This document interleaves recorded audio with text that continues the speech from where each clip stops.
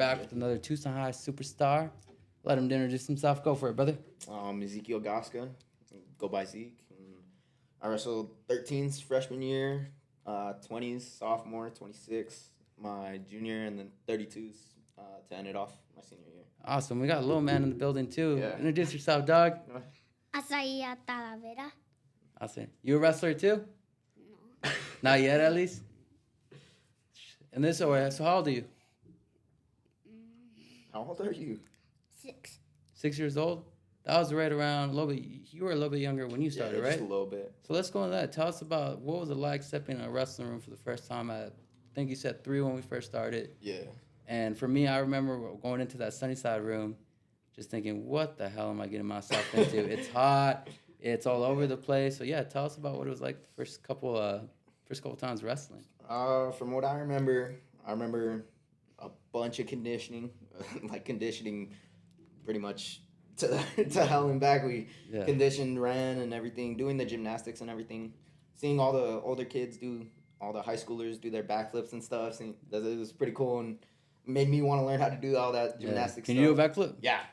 Oh, man. Right after this, we'll make a little video about that. We'll have you do a backflip and say, hey, go check out the show. Okay.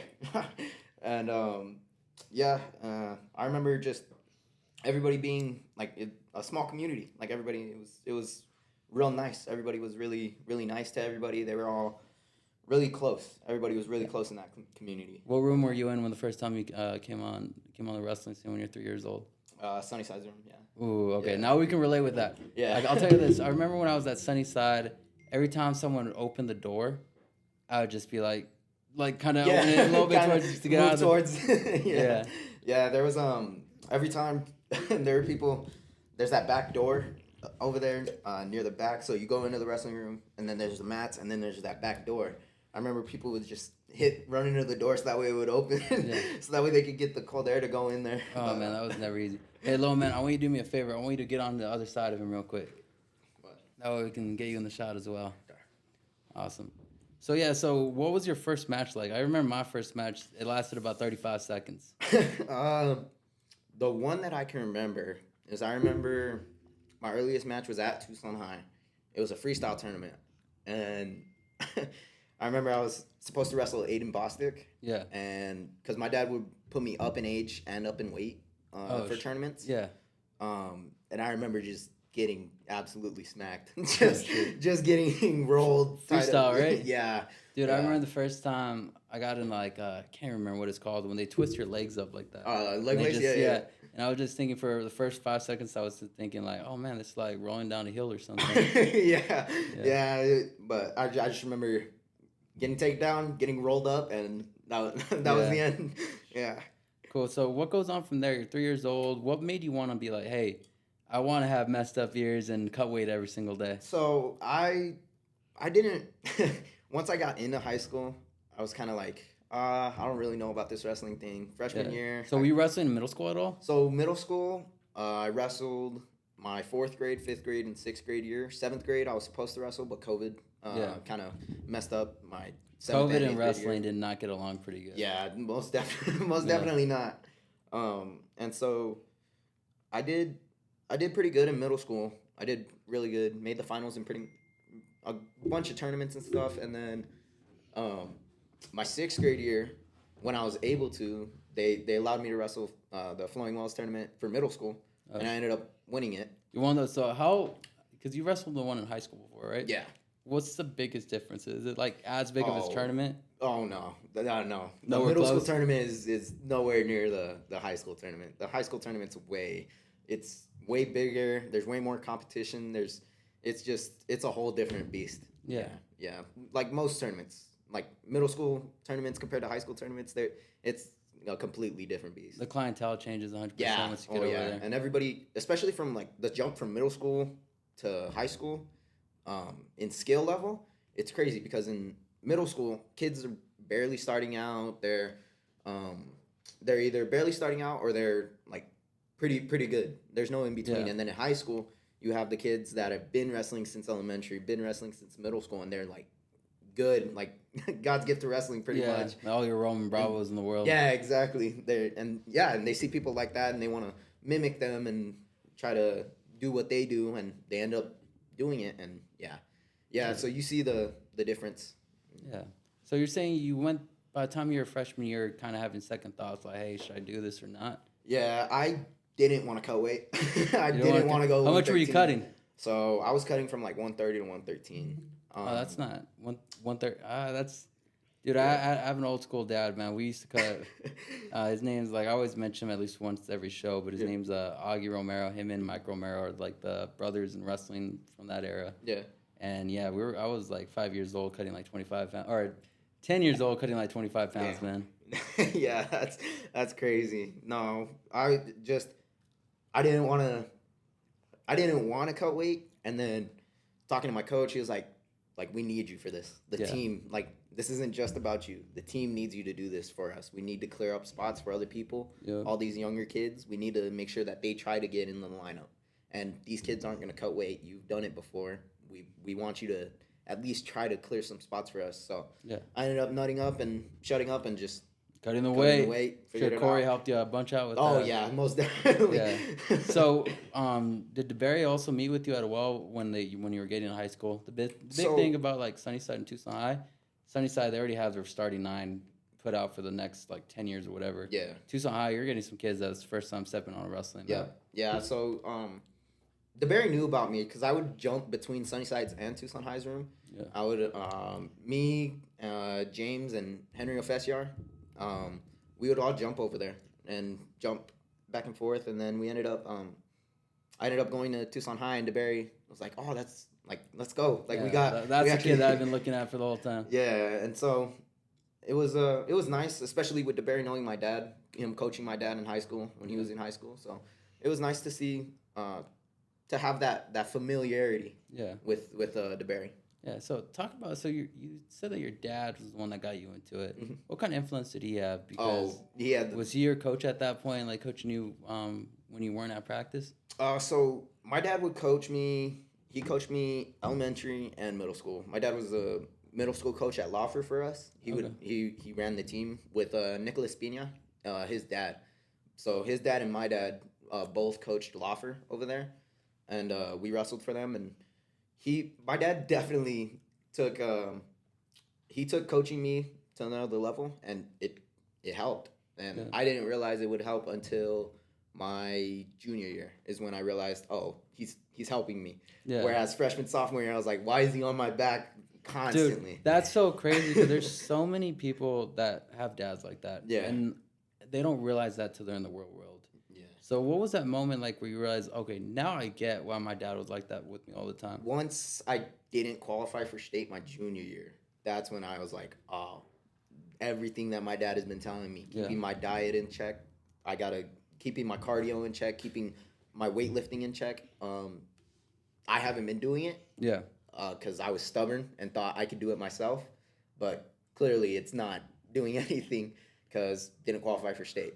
Yeah. And so did you qualify for state the years before that? I qualified my sophomore year. I qualified for state. So do you think, I mean, like I said, with this show, I wanted to be like the inside what's going on in an athlete's mind. Yeah. You think you kind of put your feet up a little bit saying like, yeah, I made it my sophomore year. I'm definitely going to make it for the next 3 years. That's exactly what I said. Because going into sectionals, my junior year, I didn't have too many losses. I know I had double digits, but I was seeded 4 at sectionals. So I was like, oh, this will be an easy walk in the park. Like I'll make it to state. I'll place, and I'll place. Then I'll make it to state, and we'll figure it out from there. But I waterlogged myself right after weighing in. Yeah. And yeah, that bit me in the. So it was a tough weight cut a little bit. Yeah, junior year was a little bit tougher towards the end of the year, just because I got tired of cutting weight. Yeah. Like in the beginning of the year, it's always gone like that for me. In the beginning of the year, I've always cut weight good, always gotten perfect, and then once we get to like winter break, I break and I get big, like real big, and then that 2 pounds allowance comes in clutch. Oh yeah, most definitely. And so once I lost my first match at sectionals my junior year, I was like, oh damn, like this is it's me, it's my fault. I waterlogged myself. I thought I was gonna be fine and everything, and didn't work out. So after sectionals, I talked to my dad and I was like, all right, I gotta go all in. Like me and you gotta. I want your help. Like I need you to help me achieve my goal of what I want to do. So did you kind of push him to the side a little bit, saying like, "Yo, just let me be at this point"? Like, yeah, my junior year is kind of when I told him like, "Hey, I got this," and clearly I didn't. Yeah. And then senior year, he started stepping in, kind of like my freshman and sophomore year. He stepped in more. Yeah. It definitely helped me get to. So I got the green light for a sponsorship break, but right before we do that, we're gonna get into next. I want to know what that conversation was like with your dad. If you're cool with that. Mm-hmm. Perfect. Yeah. We are Just Sports Training, where our mission is to cultivate champions. This is where athletes come to get faster, and everyday people come to change their lives. This is not a gym, but a community. Come get jetted.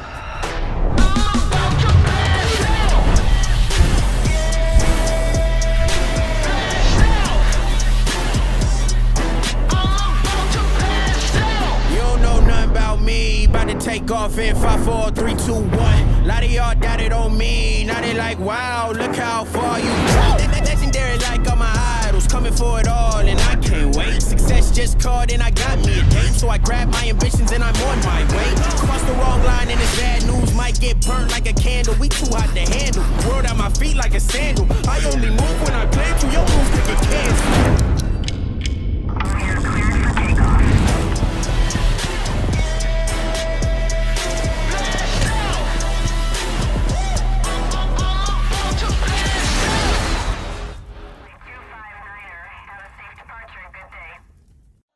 My name is Philip Aguilar. Yes, sir.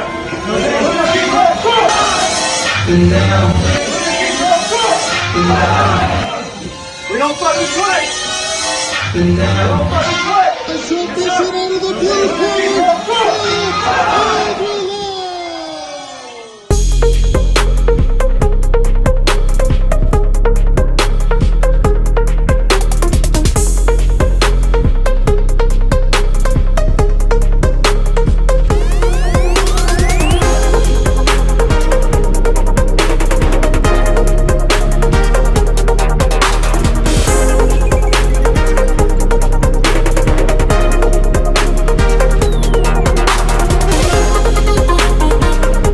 Guys, this show is sponsored by one of my best friends, Erica Sanchez, who's with Brows with Erica. She's one of the best persons in business when it comes to getting your eyebrows done. Make sure you go check her out at 6050 North Oracle Road, Suite H.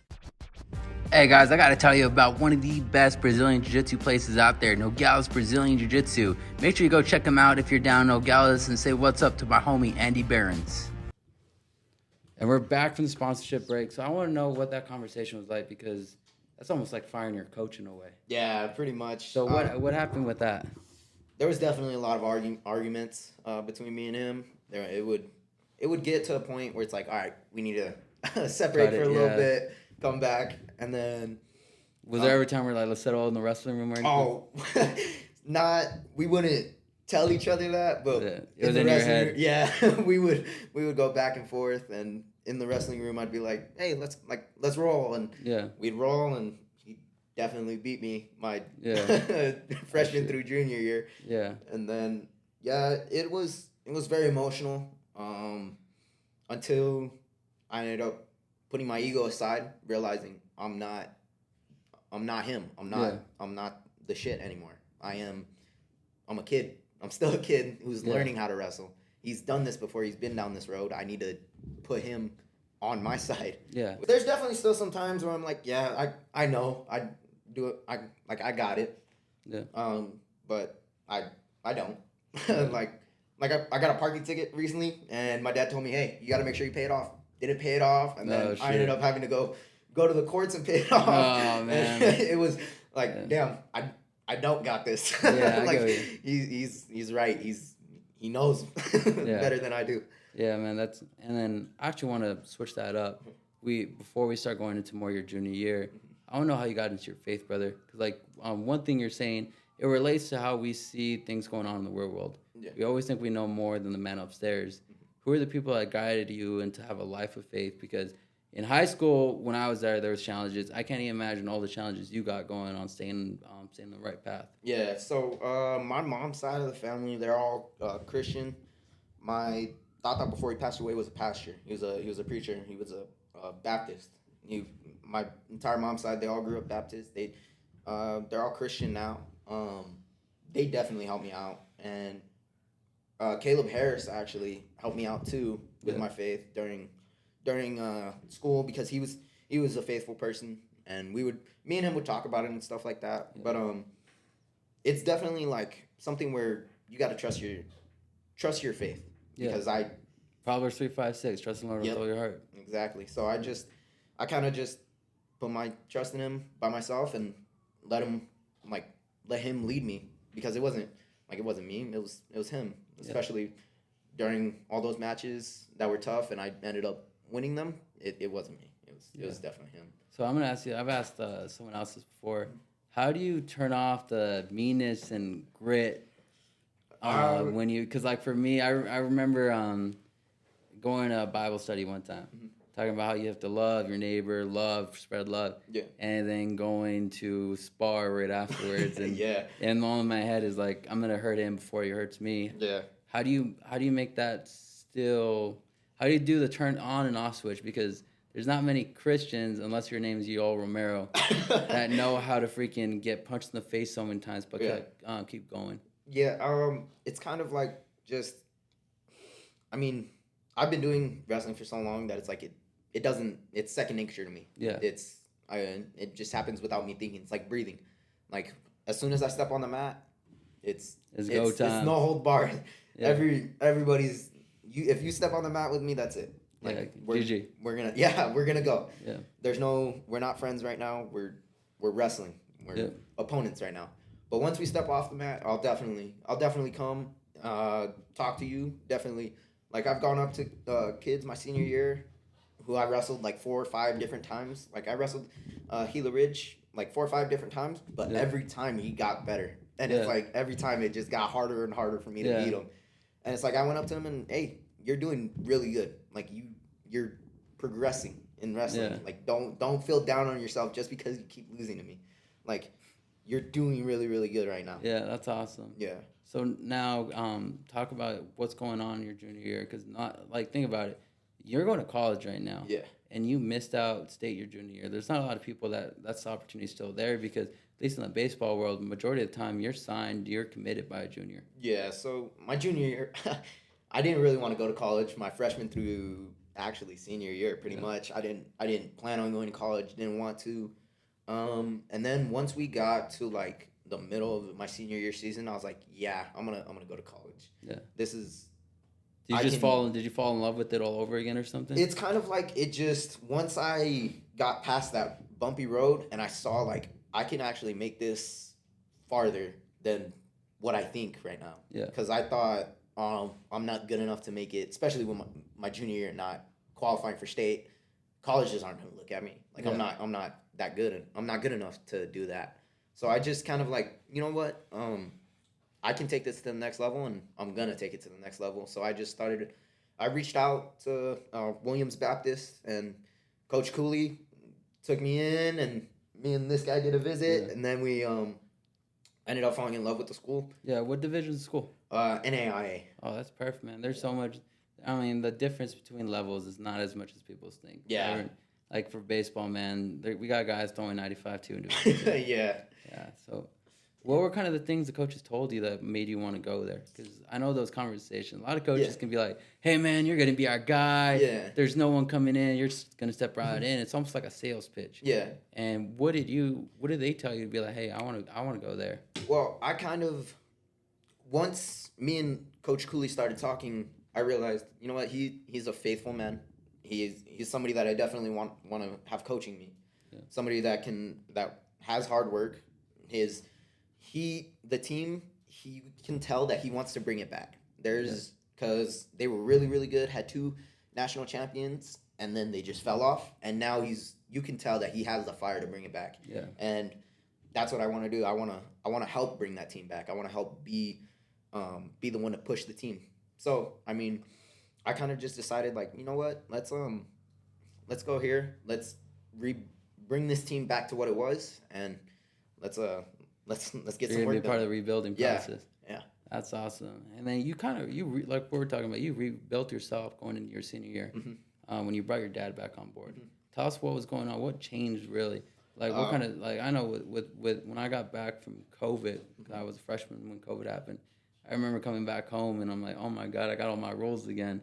Yeah. Like my dad's always been my coach, so there was structure again. Yeah. What kind of things that kind of went back to what you were talking about before you let him go, kind of? So I kind of switched up my mentality. My freshman through junior year was kind of like, all right, let's wrestle to wrestle. Like, let's not wrestle to win. Let's wrestle to stay in the match, to make sure that people know who I am, but I don't have to have people expect things from me. Yeah. Like, I don't have to have people expect me to place. Have people Not expect having me the to- pressure. You're Yeah, trying to get rid of. exactly. And senior year, talking to my dad, it's like, you know what? I want that pressure. I want people to put pressure on me, because if they put pressure on me, that's when I need to become the diamond. That's when the pressure is built. Pressure builds diamonds. Yeah. And I wanted to be that diamond. So kind of talking to my dad, he was like, all right, well, we need to get your diet in check. We need to start running more. We need to start lifting more. Yeah. And he definitely helped me with all that. And What were the first 2 weeks like, man? oh, hell. Yeah, definitely hell. Getting my weight down really wasn't that much of an issue this past year, senior year, because I was walking around in like 40s, cutting 32. Wasn't that hard. But getting my cardio and everything back into shape, that was definitely That's the hard always part. a tough part, because like you get better and better each day, but it's like increments, like right Yeah. here, right here. Yep. And if you take a moment off, it's just like, hey, where did everything go? Exactly. Yeah. Awesome. So you go to your senior. When does William start reaching out to you? They reached out to me, or I kind of reached out to them after, I think it was South Point. Either South Point or Mile High. I can't really remember. But I reached out to them, and then we started texting, and he kept asking me, hey, send me clips. Make sure you send me clips. Make sure you send me your films. That way I can see what kind of wrestler you are. Part of you in your head go like, hey, I got to start slamming people or suplexing people at that point. Yeah, it was pretty much like, all right, like with that pressure, like, all right, now I got to start shining for these colleges. Now I got to start making sure that I look good, making sure that I hit the right things, making sure that I have the right form, making sure that I'm getting through everything right. Awesome. Yeah, man. And then you go on and get that 5th place. What did that mean to you? Was that your first time placing in state? Yeah, that was my first time placing in state. So like we talked about, that's a mountaintop people want to be on eventually. So what does that mean? Kind of finishing your high school career and now going on to your college career, at least as a state placer. I mean, it definitely was not the goal. The goal was not, hey, we're placing 5th. The goal was not like we're gonna lose at state. The goal was take first. But I mean, God has a plan, and I just after my first loss, it definitely hurt. It definitely hurt more because I wanted to get something that my dad couldn't get. I wanted to make sure, like, hey, look, you couldn't get it, but I got it for us. Like, I understand that I'm supposed to be wrestling for me, but you're with me. You're in my corner. I need to make sure that I take care of you the same way that you're taking care of me. And it just felt like I let him down, like I didn't do the right thing. But talking to him after that first loss, he was like, dude, like, I'm proud of you no matter what. This is your wrestling journey. You need to figure out, like, you got this. You're doing so good. Yeah. And then placing 5th, it wasn't bad. Like, I definitely wasn't like, oh, like I suck. Because placing 5th in D1 is it's good. It's the highest point you can get, man. Yeah. And I was definitely proud, definitely happy. Just knew I could do better. I lost to the same kid 3 different times. Oh, shoot. Lost my senior night, lost him at sectionals, and lost him at state. And, I mean, he's good. He is good. He's really good. That kid from Kofa, David Elias. I'm going to remember that name forever. Yeah. He definitely got the best of me. And it was good to place 5th. Kept me humble, kept me knowing where I was, and God has a plan. So now that I'm going to college, it's a whole different ballgame now. Let's go win. Let's go win nationals now. Yeah, let me ask you this. You know the story of Joseph, the King of Dreams? No, sir. So it's in Genesis. It's about and I want to leave you with this to give you some advice, because I remember going to college, and my parents dropping me off, thinking that I had all the pressure in the world to produce because I didn't get the biggest scholarship, but it's still a lot of money for the situation we had coming at home. Mm-hmm. So I was like, I was thinking like, I gotta produce for them, I gotta produce for them. Yeah. And in the story of Joseph, it's a quick version of it. That way, you get your homie involved Yeah. too. It's a guy that he had a dream that he was gonna rule. He's gonna rule all of Egypt, but he had 12 brothers that were like, yeah, whatever. And he was the youngest one, so he never worked the hardest. Yeah. Like the Yeah. older brother, little brother stuff. But through that, they ended up selling him to be in slavery to get rid of him. But the situation he was in, being a slave, the pharaoh that picked him up in Egypt, he ended up being his best servant. And then another situation happened. He gets thrown in prison. He uses his gift because he can interpret dreams. Like you tell him a dream, he'll tell you exactly what it means. He told people in there, hey, if you ever see the king, tell him about my dream. They told him about his dream, about what the dreams meant, that he can interpret dreams. The pharaoh finally hears about it. He's having these crazy dreams, tells him about it, and this guy was like, oh my God, this is a gift. But we all have, and I'm telling you that because we all have our goal. We see what our goal is. Yeah. And God, we're going to keep praying for that, but we never know what that goal can entail. Yeah. And then my advice to you, when you get on that mat, when you first get onto your first match, just do the best you got with your gifts. If you think of the story of Joseph, man, he was sold into slavery, got thrown in prison, but even though there were bad situations, not bad, like bad situations, but he still got out in like a 5th place. It isn't terrible, but it's still not what you wanted. Yeah. Just use the gifts you have no matter what, and everyone's going to be happy about it because our goal is our path is already made with Christ. Yeah. And I always say you got 2 things: either freaking hate it or enjoy it. Sit back and relax and just enjoy the ride. Yes, Awesome, man. Well, good luck. And we're going to, on the next episode, we're going to get your homie involved. Any shout outs you want to give, parents, anyone that helped you out through this journey? Yeah, of course. Shout out my family, everybody else that stood behind me, helped me out. Shout out Tucson High. Shout out to my coaches, everybody that helped me out. Yeah. Henry, being the best drill partner ever. Yeah. The Berries, too? No, of course, the Berries. Awesome.